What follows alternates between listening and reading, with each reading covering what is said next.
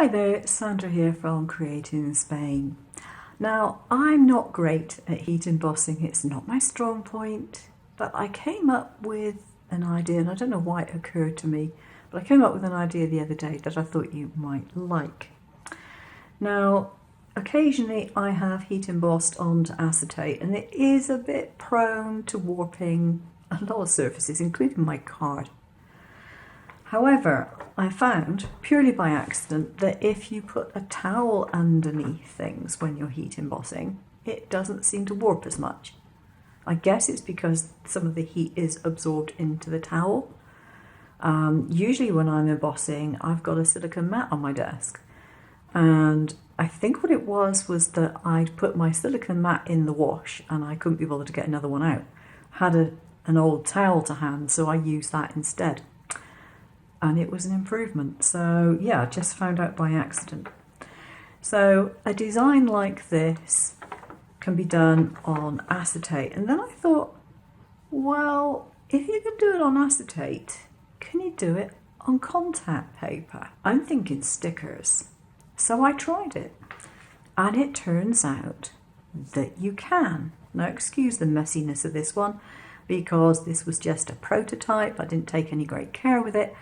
And also, I didn't cut it out with my scan and cut either. It's just manually fussy cut around the edge. But I found that you can stamp with Versamark onto the contact paper. You do need to make sure you treat it with an anti-static powder first, because otherwise you'll end up with a complete and utter mess. And again, that's something I don't happen to have. I use talcum powder, and that may not be the best anti-static thing around. I don't know. But anyway, you treat it with anti-static powder first of all, do your stamping with Versamark or whatever sticky ink that you use as you would normally, apply your powder as you would normally, shake off the excess as you apply normally, and then you heat it with your heat embossing tool. Now my tool has 2 heat settings.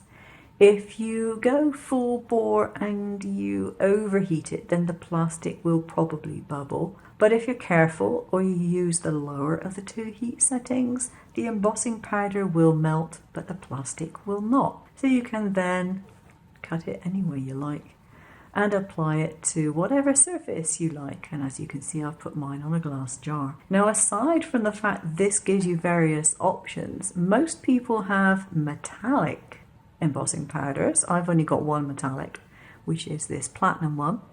But if you've got other really nice sparkly ones or other effect embossing powders, you might like to experiment with those and see what you can do. So if you can stamp an image, you can do that quite easily. Now, the other thing that you might not have tried are embossing pens, where you draw your design either by hand or you put it in your cutting machine, your scan and cut or whatever, and actually use the machine to draw first of all, and then you emboss. And you can also use glycerin. You can use that by brush or by pen or whatever to do the same thing, because it will just cause the powder to stick to it. And then you heat it as you do normally. So interesting things that you could do, and something that I never dreamt you would be able to do, because I naturally assumed that by the time you had enough heat to melt the embossing powder, the plastic would melt as well. But it didn't.